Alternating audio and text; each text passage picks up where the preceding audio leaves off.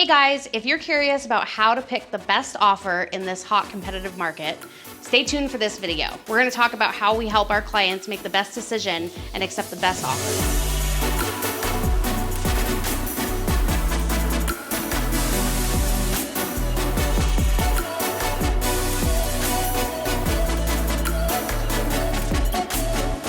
Hey guys, my name is Michelle Virgo and I'm with the Short Real Estate team.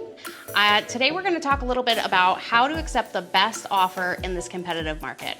We're going to get into comparing offers, whether cash versus finance, or waiving appraisal versus appraisal contingencies, and kind of how they make a difference in accepting the right offer. So let's get into it. So the first thing I want to talk about is marketing. Marketing is a super important topic when it comes to getting your house on the market. You want to make sure that it's marketed correctly. A lot of people are like, well, can't I just go ahead and throw it up on the MLS and just get it out there and get it sold? You could, but you really wouldn't be doing yourself justice. Having the proper pictures, making sure that you have a really good video, consulting with a stager, and having all of these things that we as professionals provide are going to help you increase the chances of getting your home sold quicker and for more money. We want to make sure to make the best impression right off the bat and get everything marketed at the same time with the same quality. So the second thing that we're going to talk about is managing showings. We want to make sure that we set up scheduled showings for certain time periods, making sure that the seller yourself is out of the home. You're not having to come in and out of the home, clean up in between showings and do all of that. Want to make things very convenient and streamlined and get as many showings in the shortest amount of time as we possibly can. Usually those are from Friday through Sunday, maybe for 8 hours, and every 15 minutes we're just getting people in the house, getting them to see the house, and getting them out, exposing them to the most amount of people in the shortest amount of time. So the third thing we're going to talk about today is kind of just setting up those showing specifications and setting the timeline. So we already talked a little bit about, making sure that we're managing time periods and getting the most amount of showings in the shortest amount of time. We want to set expectations for not only the sellers, but also for the buyers that are coming to see the home by saying, hey, we're only going to be doing showings for the next 3 or 4 days or whatever is comfortable for you.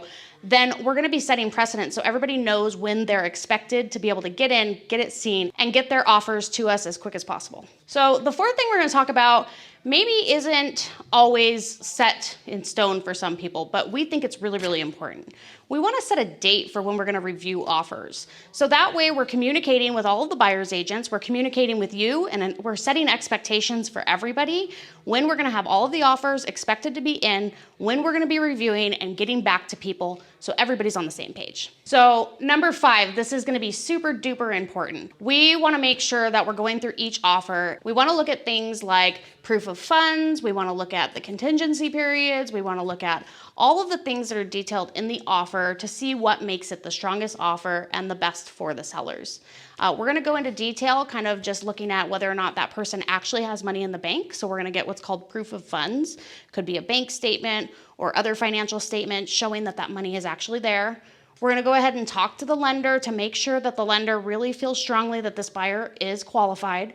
And then we may take it one step further by having our preferred lender do a cross-qualification. Sort of a checks and balances system, just to say, hey, this buyer is super qualified, and that way we know that we're confirmed and we're going to be able to close. So the sixth thing that we're going to talk about is reviewing offers with the seller. So this is a really important piece as well because we want to make sure that it fits the seller's needs.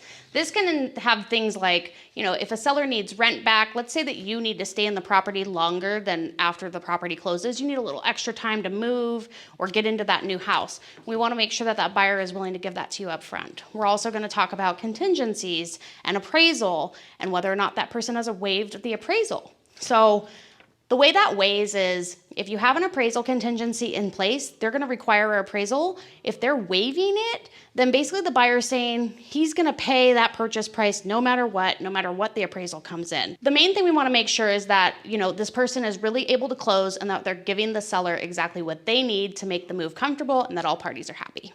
So the last 2 steps are basically we're going to respond to either the top offers or the very, very top offer.